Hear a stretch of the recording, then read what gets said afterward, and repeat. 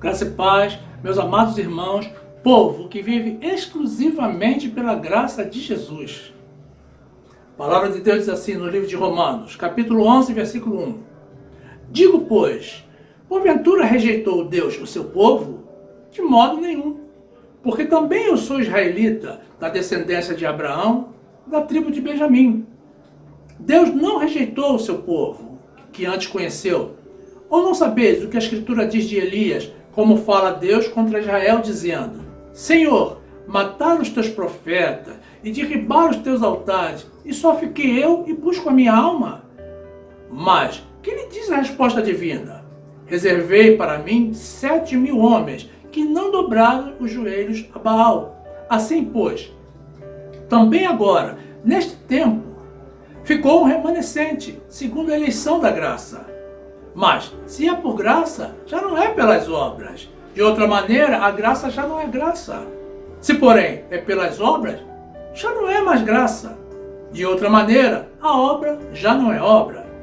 Pois que o que Israel buscava não o alcançou, mas os eleitos o alcançaram, e os outros foram endurecidos.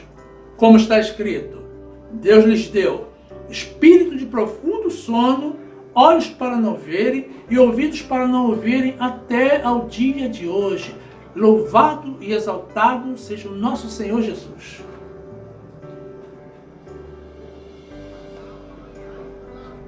Meu amado irmão, minha amada irmã, que esta palavra gere libertação na tua vida, no nome de Jesus.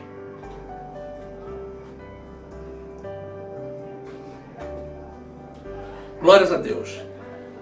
Meus irmãos, o apóstolo Paulo esclarece aos Romanos, nesse trecho da sua carta que acabamos de apresentar, o posicionamento de Deus, que mesmo não sendo reconhecido pelo povo de Israel, mesmo havendo sido rejeitado por esse mesmo povo, por ele escolhido para a salvação, pois esperavam por um líder militar que os livrasse da servidão e não um Deus Salvador, Deus não os rejeitou. Ainda que muitos deles se dedicaram depois à idolatria, traindo ao Senhor com falsos deuses, mas Deus havia reservado para si, naquela época, 7.000 homens que não dobraram os seus joelhos a Baal. Observe, irmãos, que uma grande parte dos números citados na Bíblia são simbólicos, pelo menos para nós, que não compreendemos exatamente a mente do Senhor. Mas Deus esclarece também que neste tempo presente existe um remanescente, segundo a eleição da graça. Ora, essa expressão, um remanescente, nos indica que não são a grande maioria das pessoas. E ainda indica que esses estão separados para ele pela eleição da graça. Compreendamos o termo eleição como sendo escolha ou predestinação. E Deus ainda esclarece que esses são os que vivem a graça genuína, pura, autêntica, não misturada com a lei. O que significa que não podemos ficar em cima do muro, meus irmãos. Um dia na graça, outro dia na lei. Um dia vivendo pela fé em Jesus e outro dia pela fé no jejum, no batismo nas águas, nas vigílias, nas subidas aos montes e quaisquer outros sacrifícios que não seja o nosso sacrifício vivo de louvor ao nosso Senhor Jesus, que é o nosso culto racional na congregação com os nossos irmãos. Deus está falando de salvação, meus irmãos, e diz que os eleitos a alcançaram e os outros foram endurecidos, e que Deus lhes deu espírito de profundo sono para não verem e ouvidos para não ouvirem, até o dia de hoje. O que também testifica da total soberania do Senhor. Porque quando ele diz que os eleitos a alcançaram, deixa claro que aqueles que serão salvos no grande dia do juízo final já estão definidos por ele. E por tudo que acabamos de comentar, meus irmãos, compreendemos que não são muitos. Precisamos, meus irmãos, buscar sempre o caminho da porta estreita. Os que estão destinados para a salvação a encontrarão naturalmente, mas os outros não acharão e cruzarão pela porta larga. E mesmo que encontrem a porta estreita, não terão permissão de entrar.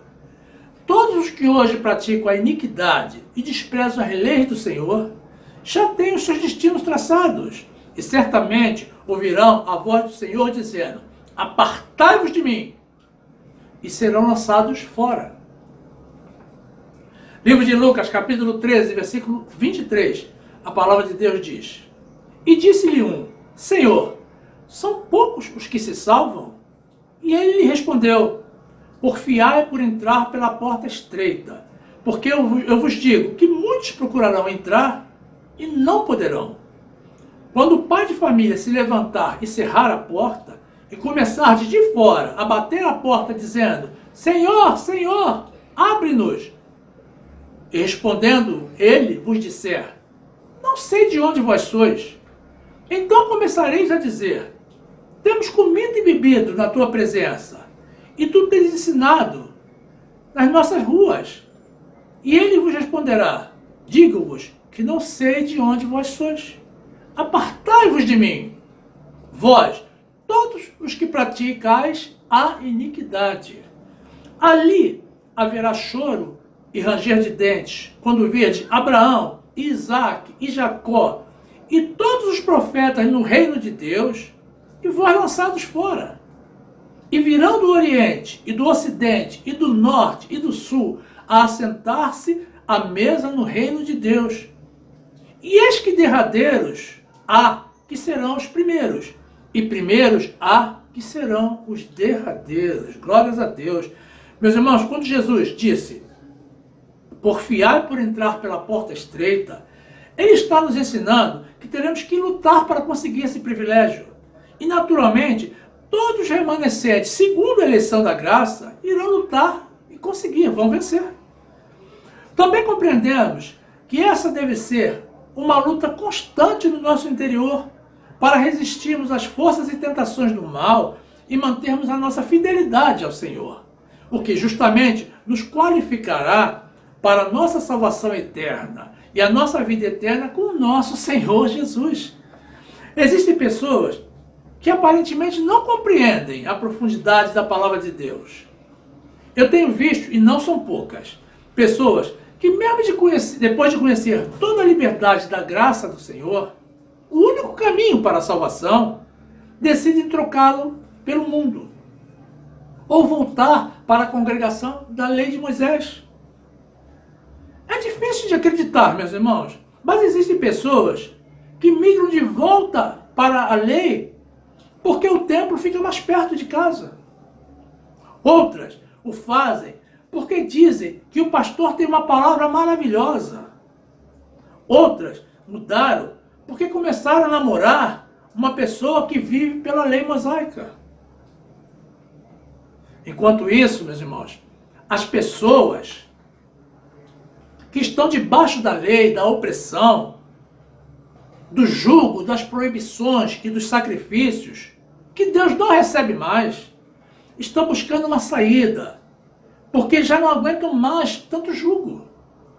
A única coisa que eu posso compreender de tudo isso, meus irmãos, é que essas pessoas têm um espírito de sono, para não verem, e olhos para não ouvirem. Ou até mesmo porque estão sob a influência do maligno. Já que ele sabe que o único caminho para a salvação é a vida pela graça. Não se engane, meu irmão. O inimigo conhece a Bíblia, talvez melhor do que você, talvez melhor do que eu.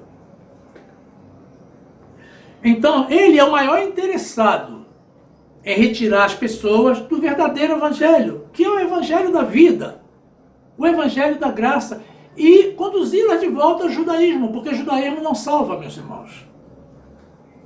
Judaísmo é um ministério de condenação e morte.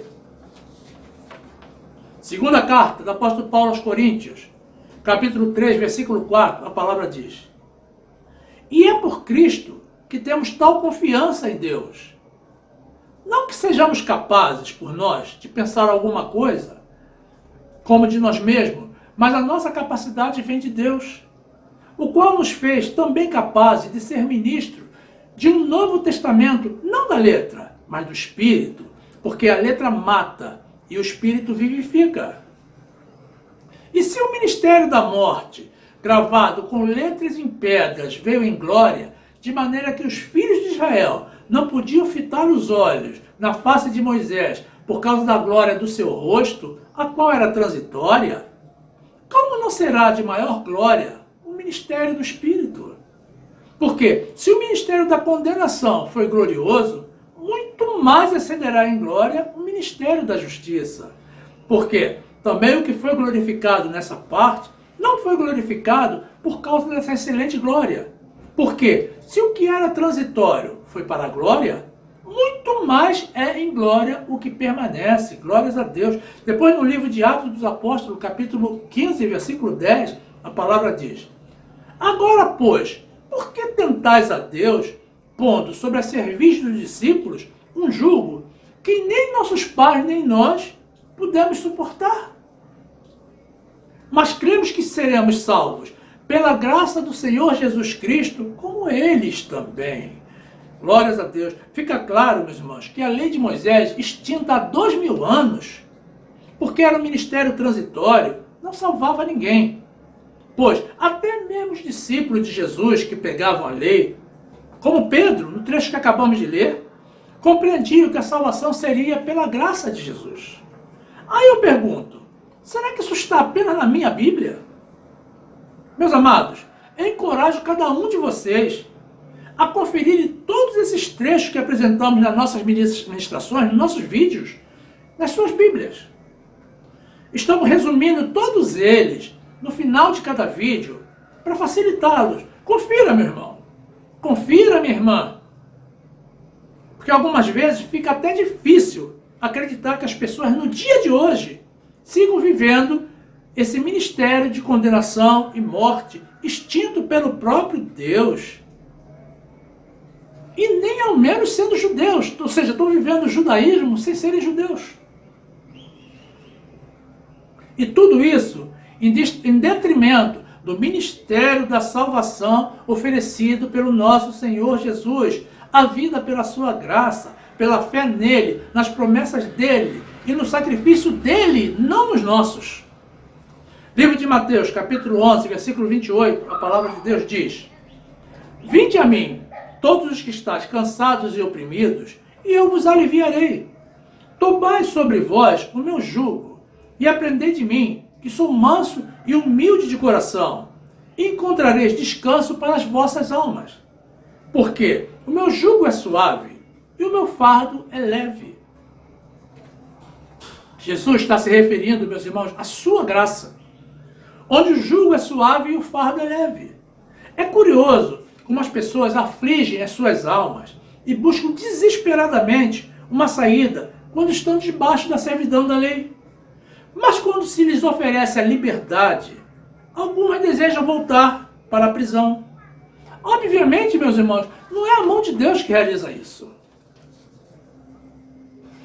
Meu amado irmão, minha amada irmã, se você nunca conheceu a graça do nosso Senhor Jesus, te convidamos, te encorajamos a vivenciar essa experiência maravilhosa de descobrir o verdadeiro Evangelho de Deus, de encontrar o único caminho para a salvação. É pela graça, meus irmãos, é pela fé em Jesus. Mas ore pedindo orientação ao Senhor, porque muitos ministérios falam de graça, mas vivem ainda nos copos de água, no óleo ungido e outros elementos que são idolatria. E outros mais ainda vivem de batismo nas águas, jejuns, vigílias, subida aos montes, que são sacrifícios inúteis, pois são rudimentos da lei mosaica, ou seja, são judaísmo. Fale com o Senhor, que Ele te encaminhará para o lugar onde Ele deseja que você esteja, meu irmão. Agora, meus irmãos, se vocês provaram o caminho da salvação, mas em algum momento decaíram da graça, vocês podem até mesmo pronunciar o nome de Jesus, mas estão separados dele. Que o Senhor lhes dê a consciência de que isso é obra do maligno, não é obra de Deus. Deus nos quer a todos, meus irmãos, vivendo o seu verdadeiro evangelho, vivendo pela fé nele, vivendo pela graça. Se o pastor da outra congregação tem uma palavra maravilhosa, meus irmãos, creia, meu irmão, que mais maravilhoso que tudo é o nosso Senhor Jesus. E nos importa mais agradar a Ele, que é o dono do rebanho, que é qualquer pastor de ovelha. Compreenda também, meu irmão, que toda pregação precisa estar dentro da Bíblia. E a Bíblia de todos os pastores é igual. Pode até mudar a capa, mas o conteúdo é o mesmo. É um só, é a palavra de Deus. Livro de Gálatas, capítulo 5, versículo 4, a palavra diz: separados estáis de Cristo, vós, os que vos justificais pela lei, da graça tendes caído. Porque nós, pelo Espírito da fé, aguardamos a esperança da justiça. Depois, em Mateus capítulo 7, versículo 21, a palavra diz: nem todo o que me diz Senhor, Senhor, entrará no reino dos céus, mas aquele que faz a vontade de meu Pai, que está nos céus. Muitos me dirão naquele dia: Senhor, Senhor, não profetizamos nós em teu nome? E em teu nome não expulsamos demônios? E em teu nome não fizemos muitas maravilhas? Então lhe direi abertamente: nunca vos conheci, apartai-vos de mim, vós que praticais a iniquidade. Meus amados, ouçam, meus irmãos, a voz do Senhor, que está falando aos seus espíritos. Ouçam também a voz do profeta que vos fala. Nós os amamos, nós os conhecemos, nos acostumamos com vocês e sentimos a vossa falta no nosso meio. Alguns irmãos já adquiriram a consciência de que tomaram a decisão errada e decidiram voltar para o nosso meio. Estão de novo entre nós, mas outros ainda relutam e resistem até mesmo por vergonha de dar um passo atrás, o que significa, na verdade, o que significaria um passo para diante. Ouça bem, meu irmão, você é um dos nossos. Nunca se esqueça disso. Se você sucumbiu em algum momento, ou foi induzido a tomar uma decisão errada, saiba, meu amado e minha amada, que todos nós erramos.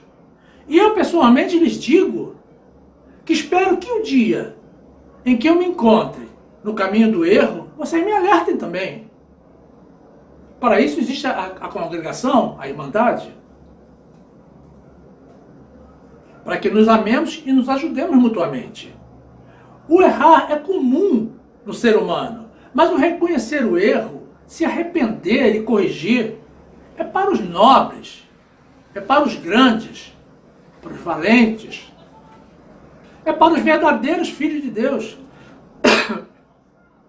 Creia no Senhor Jesus, estareis seguro. Creia nos seus profetas e prosperareis. Segunda de Crônicas, capítulo 20, versículo 20, a palavra de Deus diz: e pela manhã cedo se levantaram e saíram ao deserto de Tecoa.